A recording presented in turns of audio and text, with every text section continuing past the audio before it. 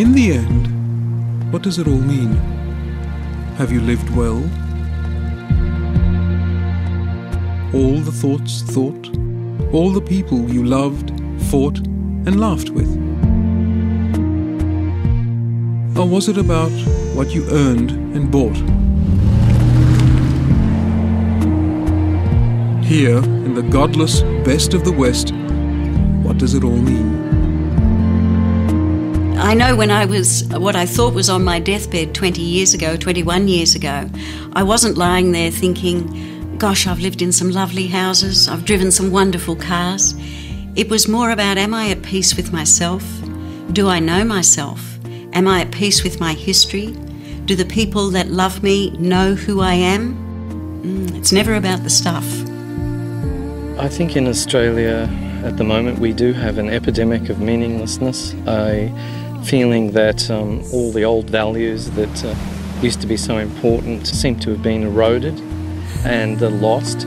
And on the one hand, many people feel that that's a liberation to get rid of those old Christian values that I grew up with. But now we're aware of the emptiness that it's left us in as a culture.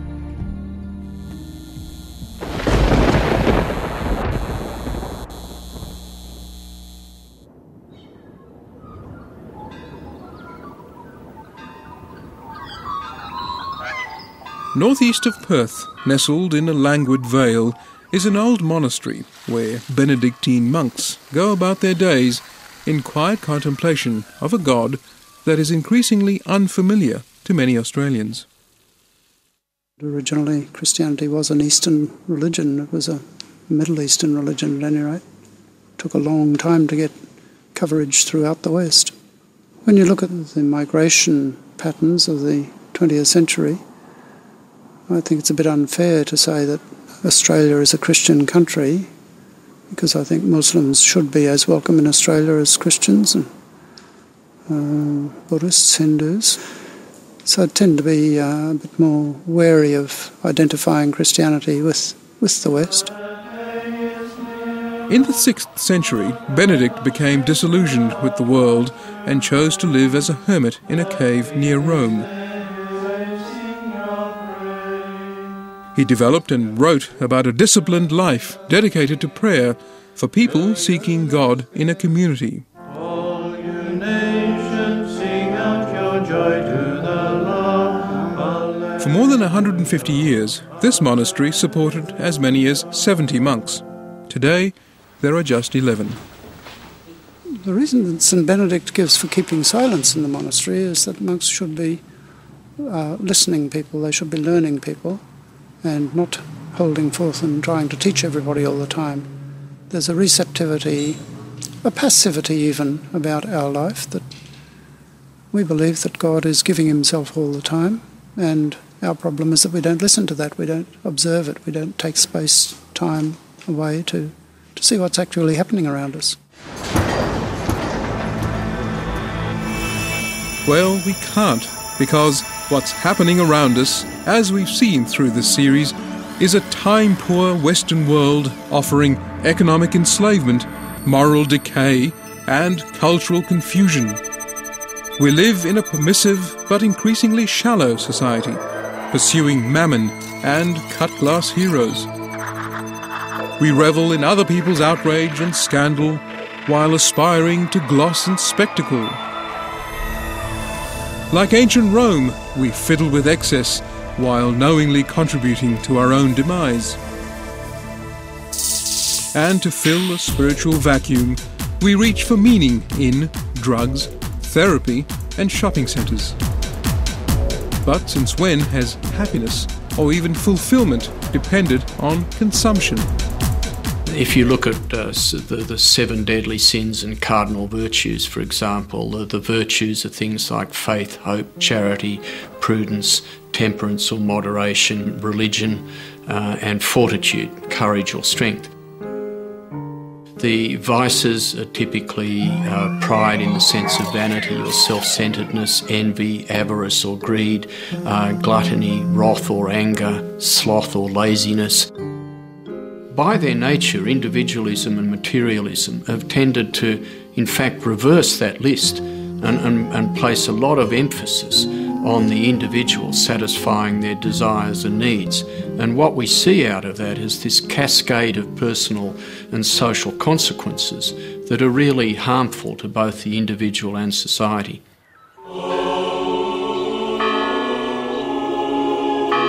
And religion, which guided our morals and virtues. But 600 years ago, the state and church used each other to further their empires. The seeds of our decadence were contained in that era. God was used to justify the getting of wealth and power. Politics and religion shared the same bed, and neither have been the same ever since. Nevertheless, Christianity was the bedrock of expansionist Western civilization until recently. Materialism's final victim is Christianity. Time magazine declared God was dead. Yes, that's right.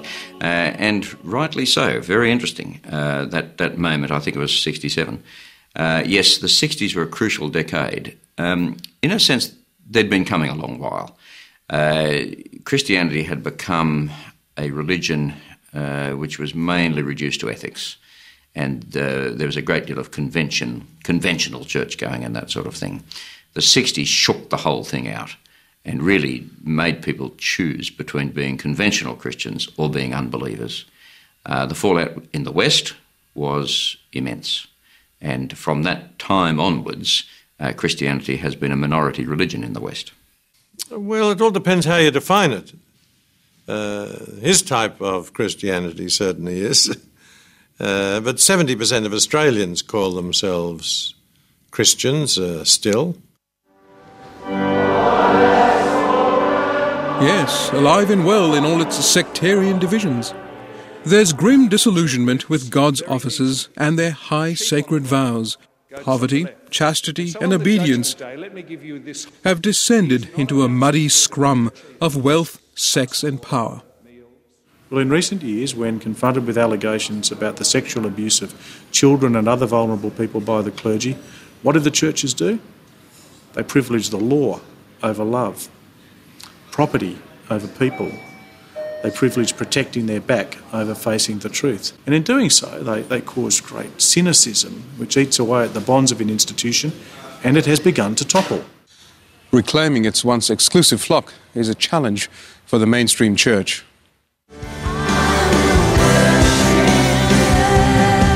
But for some denominations, a glossy makeover is packing him in the aisles.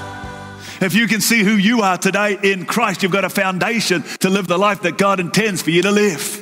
Hillsong's a contemporary charismatic church. I don't really know what the statistics are and how many have come from other established churches, traditional churches. I think that what people connect with is a sense of direction, that they're not just being confronted with form and men's traditions as opposed to Bible tradition and so on. They're singing in a way that they can communicate with, that the Bible's being taught in a way that is touching the real practical issues in their life. And I feel like young people are drawn to that. Plus, of course, the idea of friendship and relationship and community that comes with being part of a church. For this congregation, God is definitely back, with friends in high places. I think it's a remarkable testament, can I say, that at 6 o'clock on a Saturday evening in a suburb of Sydney, you can gather a congregation such as this. Pretty impressive. But if the mainstream churches are wondering why their congregations have gone AWOL, are these happy clappers also oblivious to the humbler origins of Christianity? Their faith that they are presenting is very simplistic and black and white and based on a very intense and narrow form of personal morality that in fact doesn't deal properly with the complexity of life, then people are often going to be in a far worse state when they leave those churches, which they will, than they were when they came. But where will they go? So yeah, beforehand I was just pretty much, I don't know, about a normal teenager, I guess. Yeah, was just into music and parties and sort of, looking for girls sort of thing. But every now and again it would just come to my mind, oh, maybe I should search for some spirituality, some religion or something. So one day, okay, well, I've got the internet, so how about Buddhism? I'll see what that's all about. And so I typed it in, and that's how I found it. While a Google search might yield some pointers, the fact is these Eastern religions, or more accurately, ways of life, have evolved in faraway cultures over thousands of years. A mountain meditation course, a weekly stint at yoga, or even a couple of years of monasticism isn't going to fill the vacuum of a self-indulgent life in a material world. So, get off my cloud. Buddhism talks much more about finding happiness than about finding God, I think, and this seems to resonate with both the kind of materialistic search for happiness and pleasure, and somehow linking that in to happiness in a much deeper spiritual sense as well.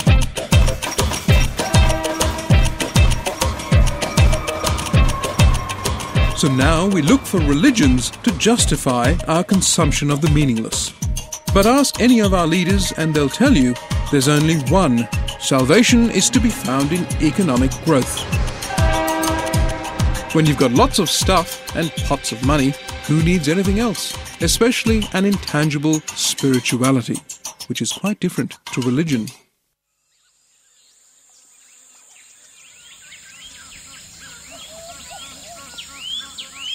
I think a culture without spirituality is in real danger of not understanding the inner life, seeing only what's superficial.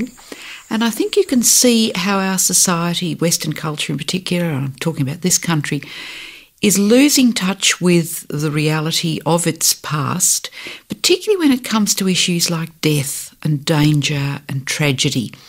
You look at the ways that we now try to commemorate people who die sudden death along the roadways. People don't know how to cope with the tragedy of death and sudden death and tragedy in a way that if you look at ancient cemeteries, if you go back to the cemeteries from the 19th century dotted around Australia and you look at the memorials on the tombstones of families who lost babies and young children, they are full of the same grief and tragedy, but with a sense of hope and belief in the afterlife, in resurrection, in the continuing reality of that person's life in some other way. That, I believe, gave people once upon a time some hope and some solace. People today don't have that. They don't know the story of their culture's past.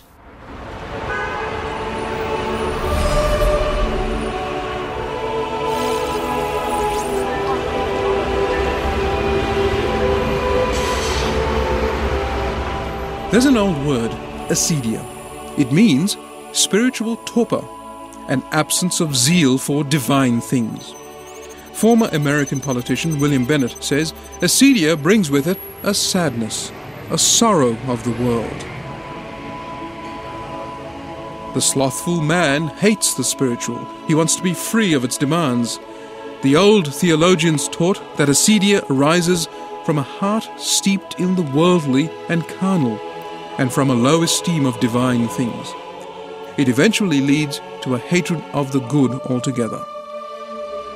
Spiritual acedia is not a new condition, of course, but today it is in ascendance, helped along by an aggressive secularity. In the 1900s, people talked about secular education. They didn't mean God-free education, they meant education for this world.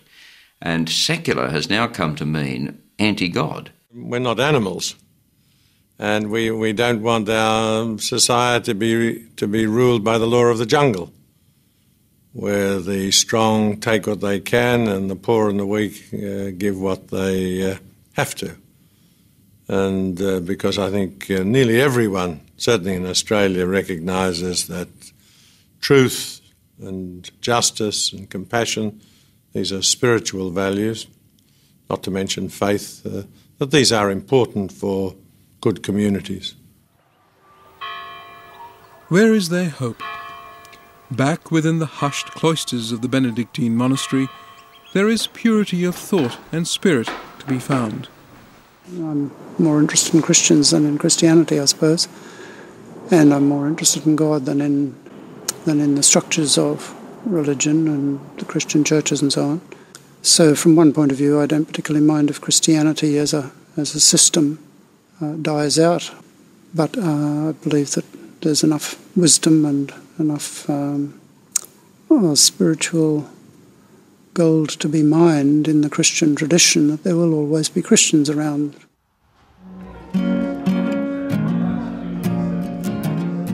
And the mining continues, but not in the traditional sites. Cafe Church, along with pub and surfing church, are part of emerging pockets of deinstitutionalised churches, where groups of mostly disillusioned young people are gathering, away from the big house on the hill, to recover old, essential Christianity. In the beginning, God created the heavens without the and noise of charismatic churches, nor the hidebound ceremony of high church. The church actually started with 12 blokes on a beach having a barbie. You know, I mean, that really was what it was about. You know, Jesus raised from the dead, walked down the beach, cooked some fish and said, okay, guys, this is what's going to happen. Now, how we got from 12 guys having a barbie on the beach to, you know, this massive Vatican thing with, you know, all the world's great art treasures and you know, I mean, the way that we do it is actually closer to the way that it was done originally. And what's happened is we've had 1,600 years where it all went weird.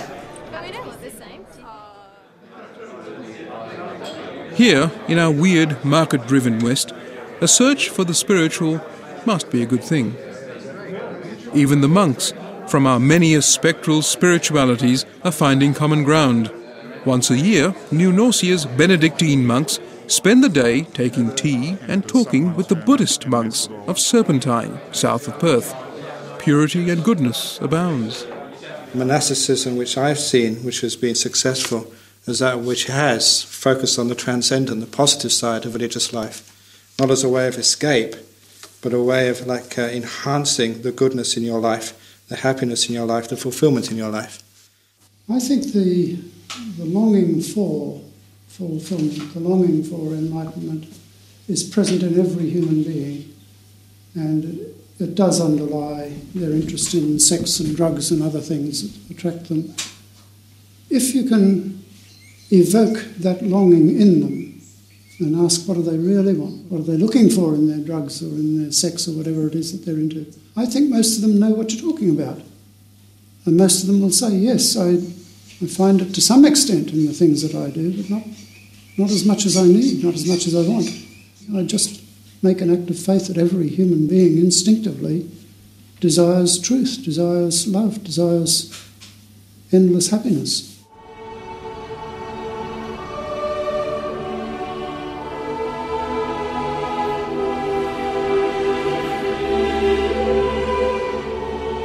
We live today with economic values that have diminished the things that made the West the preeminent civilization.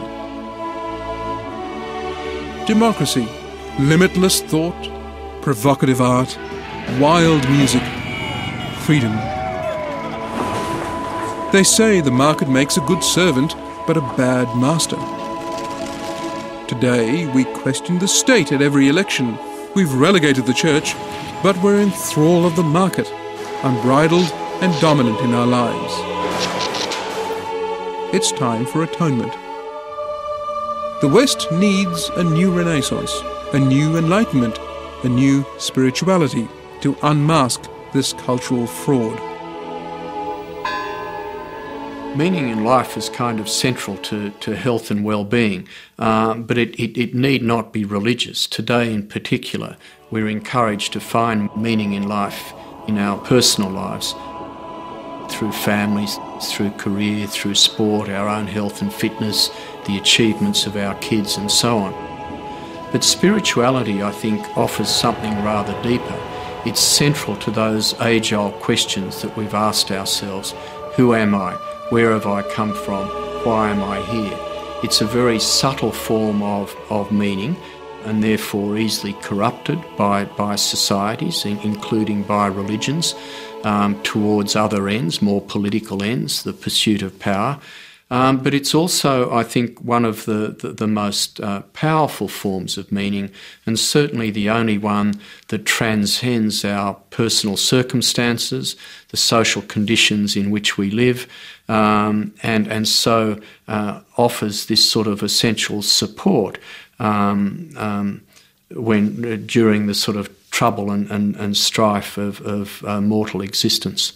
We believe in one Lord, Jesus Christ, the only Son of God, eternally. But if you can't come at any organised religious path to meaning, then have a look behind you. To a unique land brimming with a certain spirituality. I think what's sacred about this right here is that you are forced to live in the presence of eternity. There's so much eternity here. Not many distractions, and the landscape forces you inward, and it forces you, I think, into metaphysical speculation.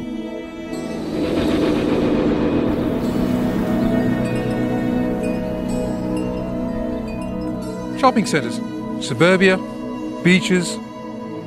Generations of Australians will go by without ever turning their gaze inland. Patrick White called us huddlers, huddling on the coast and refusing to go inland. But more and more there's a sense of that you don't only have to, say, go to Europe or Asia to look for the holy places, that we can feel a sense of the holy in the land that we used to just fly over on our way to London or Bangkok. And that we are, I think, more inclined these days to be sensitive toward the potentially sacredness, the sacred quality of the landscape that we have, I think, in the past taken for granted. Unlike Australia's Indigenous people, who've been communing with this land for a very long time. Our connection to country is very special. I mean, it's something that's born and bred within you. It's something that's connected to you through a kinship system. And that means I have got a lot of animals and plants and country that are very much connected to my moiety, or my skin name. The black cockatoo is something of mine. Black goannas that run around the country here, or the wallaby, which is part of mine. And so when we see that animal moving around, we believe that's ourselves there. While I'm not saying that we must fully acquaint ourselves with this complex and archaic culture, there's something worth feeling out here. And after 28 years of living in urban Australia, I'm only just beginning to appreciate being out in the never-never. I think that spirituality is about feeling connected, and the epidemic of meaninglessness which we are suffering from is about being disconnected. I think that spirituality is an antidote to alienation. It's where you suddenly feel as if you are connected to the broader cosmos. Seeking connection is our choice, but do we realize it?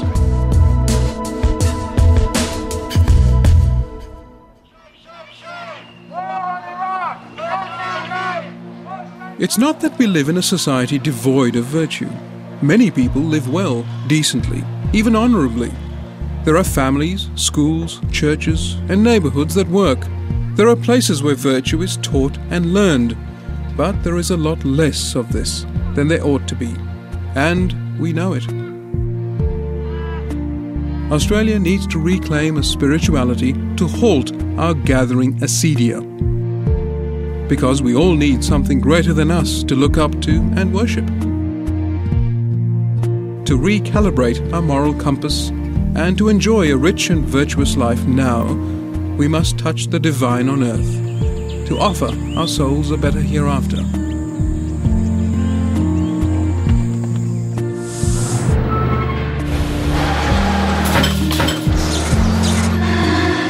Because if this is as good as it gets in the West, well then, we're destined to drown in this abundance of nothing and become the final chapter in this good book of our modern life.